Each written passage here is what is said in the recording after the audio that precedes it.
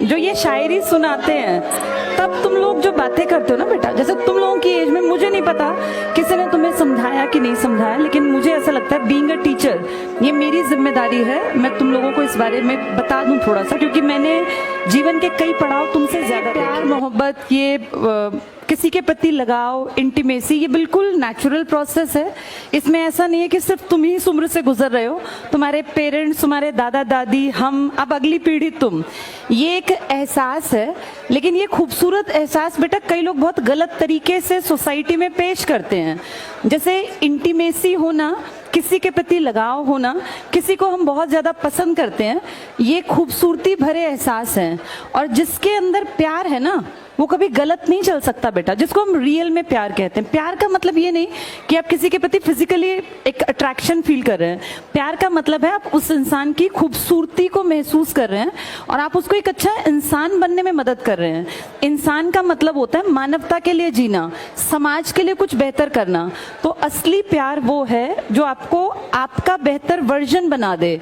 आप जिस काबिल हैं, हर आदमी के अंदर ना कोई काबिलियत है। कोई भी लड़की किसी लड़के की लाइफ में अगर है, या किसी लड़की की लाइफ में कोई लड़का है, तो बेटा वो सही है या गलत, इस बात का अंदाजा इस चीज से लगाया करो कि उसके आने से तुम्हारे जीवन में क्या प्रभाव पड़ेगा।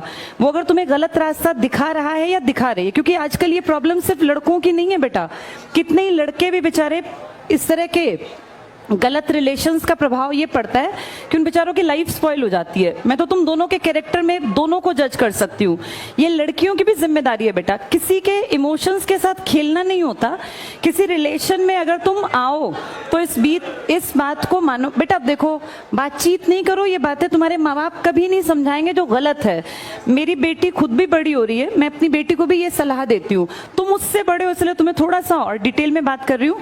अपना जीवन साथी अपनी मर्जी से चुनना कतई गलत नहीं है। ये मैं तब कह रही हूं जब मैं खुद एक बेटी की मां हूं, और ये मैं उसको भी कहती हूं कि बेटा अपने आप को काबिल बनाना, इस काबिल बनाना कि अगर तुमसे जिंदगी में गलती हो भी जाए, कई बार ऐसा नहीं है, ऐसा बिल्कुल नहीं है कि इंसान गलती नहीं करता, हर इंसान गलती करता है। और बहुत पढ़े लिखे काबिल लोग भी कई बार जीवन साथी गलत चूज कर लेते हैं।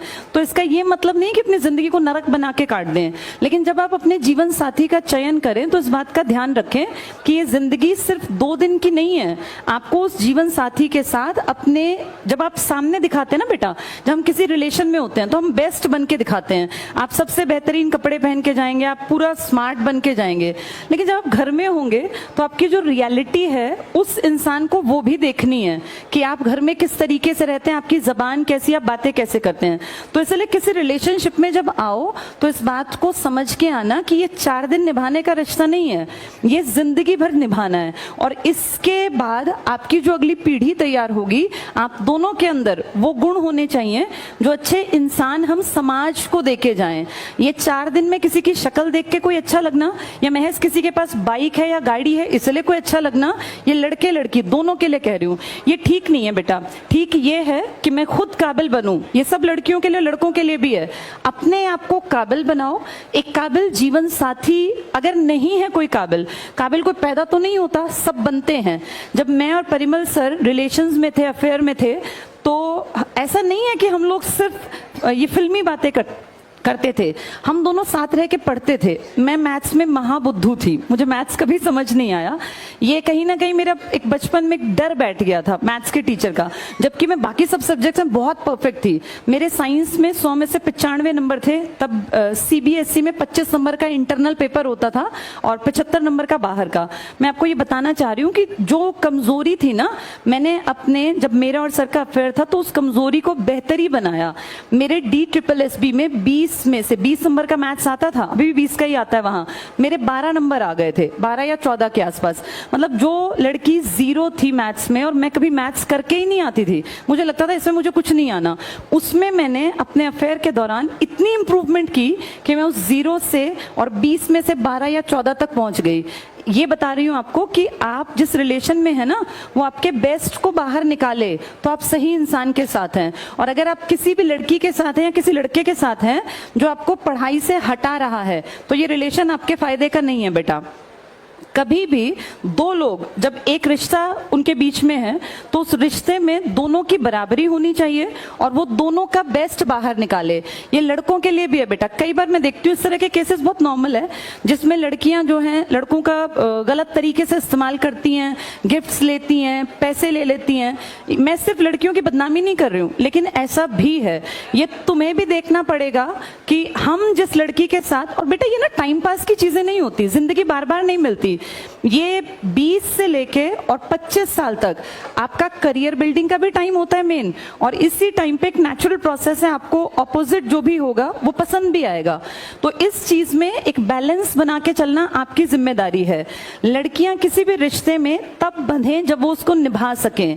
ऐसा ना हो आप किसी के साथ बहुत ज्यादा इंटीमेसी में है, रिलेशन में है, फिर जब आपको एक स्टेज पे आके आप कहें कि नहीं मुझे अपने पेरेंट्स के अकॉर्डिंग चलना पड़ेगा। पेरेंट्स के अकॉर्डिंग चलने में बुराई नहीं है, पर बेटा किसी भी रिश्ते में किसी को इतना हद तक इन्वॉल्व ना करना जिससे उसके परिवार का जीवन तबाह हो। कई बार ऐसा सुनने में आता है किसी लड़के ने सुसाइड कर लिया। किसी लड़की के लिए मरने की किसी को जरूरत नहीं है, ना ही किसी, लड़कियां वैसे मरती भी नहीं है, लड़के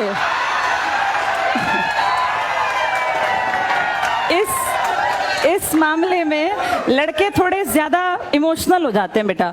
जैसे कई बार हम सोचते हैं कि लड़कियां इमोशनल हैं, लड़के भी बहुत इमोशनल होते हैं। और मैंने तो लड़कों को अपने लाइफ में हर रूप में देखा, पिता के रूप में, भाई के रूप में, हस्बैंड के रूप में, बेटे के रूप में। इसलिए मैं बता रही हूँ कि किसी के इमोशंस के साथ खिलवाड़ नहीं करना चाहिए।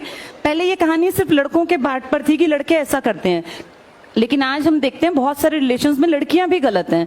ये सबको मिलके समझना है। एक खूबसूरत रिश्ता वो है जिसमें बराबरी का एहसास हो, कोई किसी को बेवकूफ ना बनाए बेटा। ये विश्वास पे टिकती हैं चीजें, और ट्रस्ट दोबारा नहीं पैदा होता। किसी भी इंसान पे दोबारा ट्रस्ट नहीं होगा। जहां फेथ नहीं है वहां रिलेशंस नहीं बनाने चाहिए, वहां रिश्ते आगे नहीं बढ़ाने चाहिए। रिश्ता सबसे खूबसूरत वो है जो आपके बेस्ट को बाहर निकाले। अगर आपको कोई पढ़ाई से रोकता है, कोई आपको ये कहे कि भाई चलो चैटिंग कर लेते हैं, पढ़ाई बाद में हो जाएगी, तो वो तो ये सोचो तुम्हें पीछे ले गया वो, चाहे वो लड़का है चाहे लड़की है।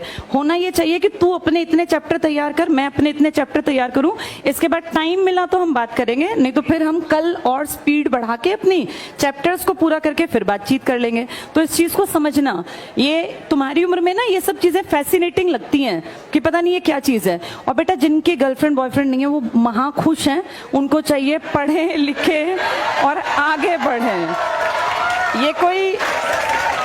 ये कोई ऐसी चीज नहीं है कि जिसको हवा बना दिया जाए कि अगर हमारे पास कोई रिलेशन नहीं है तो हम पिछड़े हुए हैं, ऐसा बिल्कुल नहीं है। और ईश्वर ने ना आपके लिए जिसको चुना है वो आपको अपने आप मिल जाना है। बस आप अपने लक्ष्य पे फोकस रखो कि पढ़ना है, लिखना है, काबिल बनना है। All the best.